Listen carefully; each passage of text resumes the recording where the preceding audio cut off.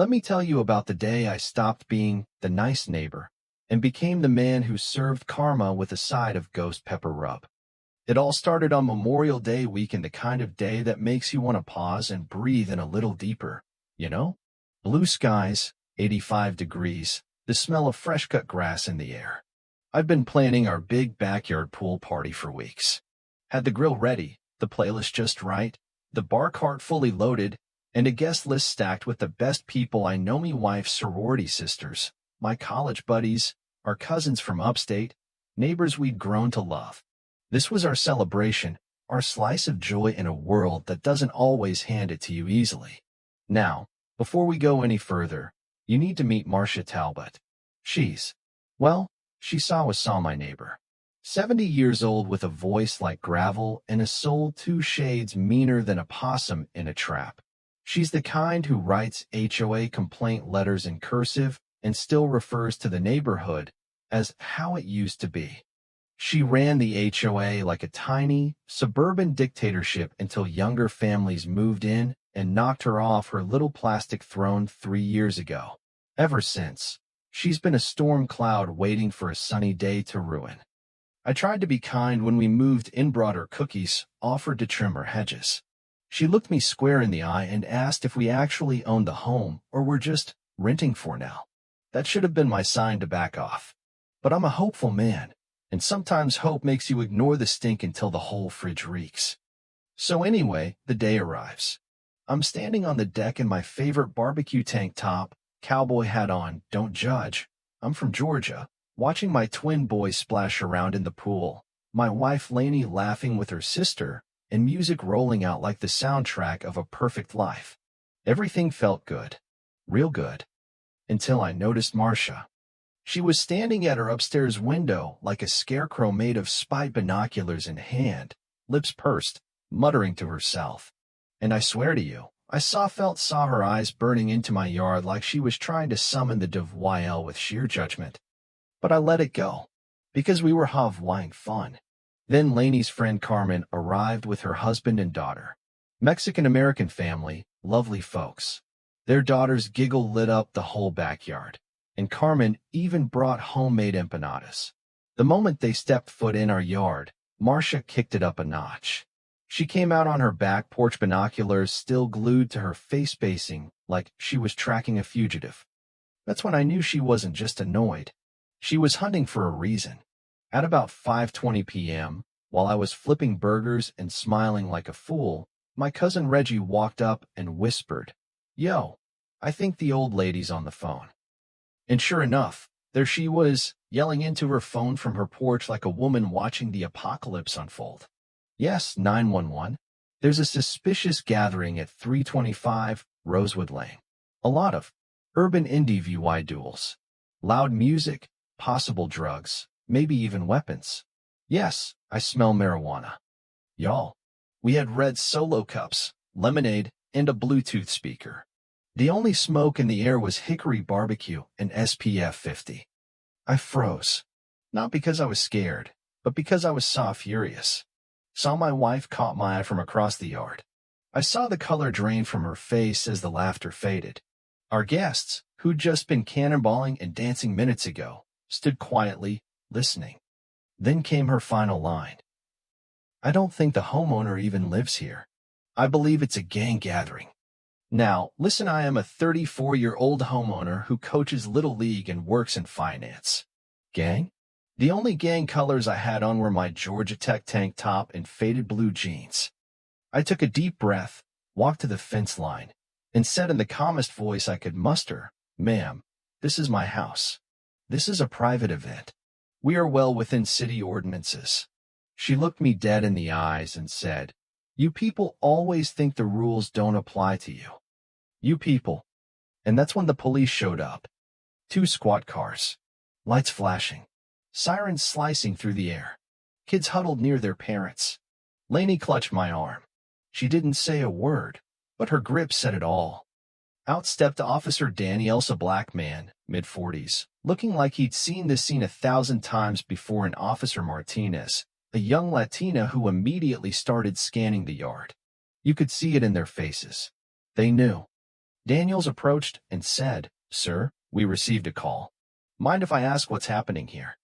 "This is my home," I replied, showing him my ID and even pulling up our mortgage documents on my phone. "This is a Memorial Day pool party with family and friends.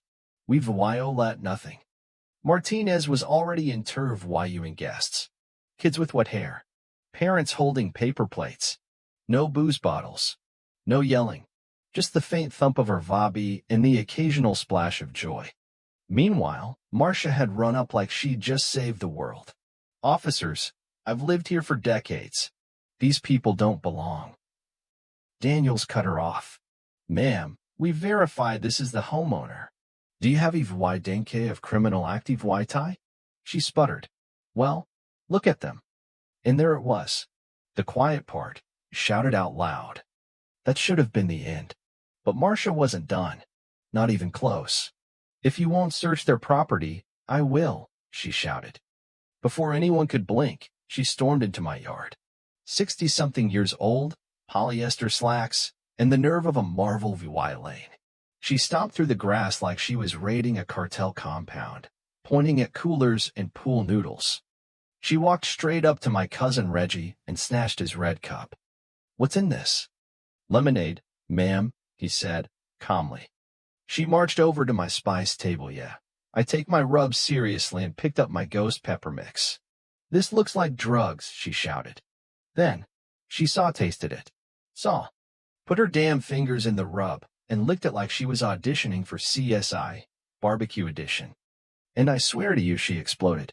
Her face turned redder than the DeVile's handshake. She started coughing, sputtering, and reaching for water. Water.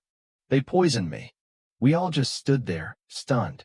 And then, from the crowd, Big Cal VYNMY 6 feet 5 inches best friend shouted, "Lady, that's seasoning. You just assaulted your own tongue." Officer Daniels had seen enough.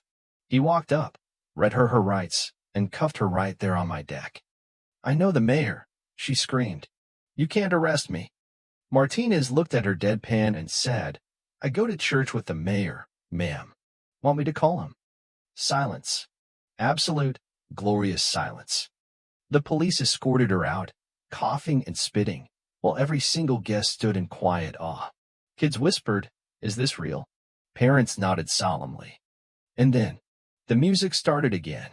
Reggie turned the grill back on. Carmen handed out popsicles. Laney kissed me on the cheek and said, "You handled that like a king." But it didn't stop there. That night, Jerome the lawyer cousin uploaded a video to TikTok. A 60-second masterpiece, from the 911 call to the ghost pepper meltdown. By sunrise, 2 million views. By lunchtime, local news. By dinnertime, memes. Marcia seasoned. Ghost pepper justice. POV, when racism gets too spicy. She lost her job as a school sub by Monday. Country club booted her Tuesday. HOA issued a formal censure Wednesday. By Thursday, there was a for sale sign in her yard. And me?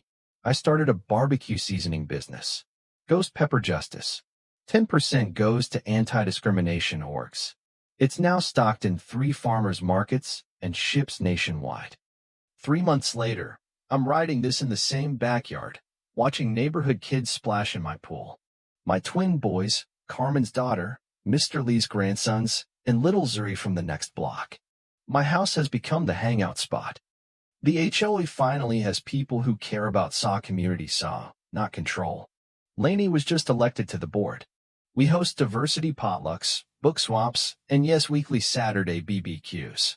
Even Officer Daniels drops by sometimes for ribs. And then yesterday, I got a letter. No return address. Just a small envelope with a handwritten note. "Mr. Carter, I was wrong. I've been attending therapy and racial awareness classes. I'm sorry.